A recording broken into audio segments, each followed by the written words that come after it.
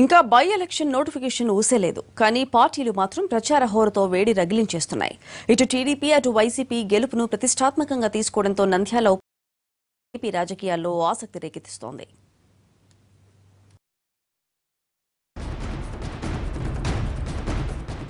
నంద్యాల ఉప ఎన్నిక టీడీపీ వైసీపీల భవిష్యత్తును నిర్దేశించేదిగా ఉందా అంటే అవుననే సమాధానం వస్తోంది. సెమీఫైనల్ గా భావిస్తున్న రెండు పార్టీలు పెద్ద ఎత్తున వ్యూహరచన చేస్తున్నాయి.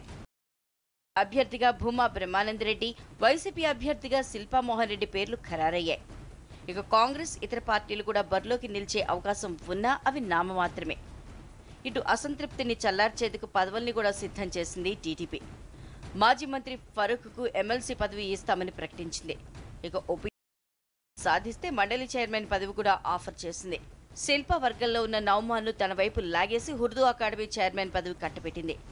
నంద్యాలలో ఆరవయస్సులు అధికంగా ఉండటంతో ఆ వర్గాల ఓట్లను రాబట్టుకునేందుకు సోమిశెట్టి వెంకటేశ్వర్లకు కూడా చైర్మన్ పదవిని ప్రకటించింది. నంద్యాల టీడీపీలో 4 గ్రూపులు ఉన్నాయి. ఎలాంటి సమస్యలు తలెత్తకుండా సమన్వయం చేసేందుకు మంత్రులను రంగంలోకి దించారు చంద్రబాబు. ఇటు శిల్పతో పాటు వైసీపీలో చేరిన కౌన్సిలర్లను వెనక్కి రప్పించే ప్రయత్నాలు ముమ్మరం చేశారు. వీటితో పాటు పెద్ద ఎత్తున అభివృద్ధి పనులు చేపట్టడం ద్వారా ఓటర్లను ఆకట్టుకునే ప్రయత్నం చేస్తోంది టీడీపీ. ఇప్పటికే లోకేష్ సుడిగాలి పర్యటన చెయ్యగా వచ్చే వారం చంద్రబాబు కూడా రానున్నారు. ఇక వైసీపీ అభ్యర్థి శిల్పా మోహన్ రెడ్డి కూడా ముఖ్య నేతల్ని కలిసి మద్దతు కూడగట్టుకునే ప్రయత్నం చేస్తున్నారు. ఇళ్లకు వెళ్లి మరీ ఇప్పటికే కలిశారు.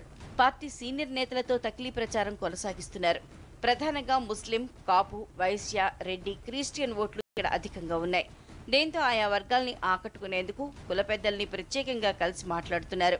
మొత్తానికి నంద్యాల ఉప ఎన్నికల్ని ప్రతిష్టాత్మకంగా తీసుకున్న రెండు పార్టీలు తమ తమ ప్రయత్నాల్లో మునిగిపోయాయి. నోటిఫికేషన్కు ముందే ఇంత హడావిడి ఉంటే విడుదలైన తర్వాత ఇంకెంత ఉంటుందో చూడాలి.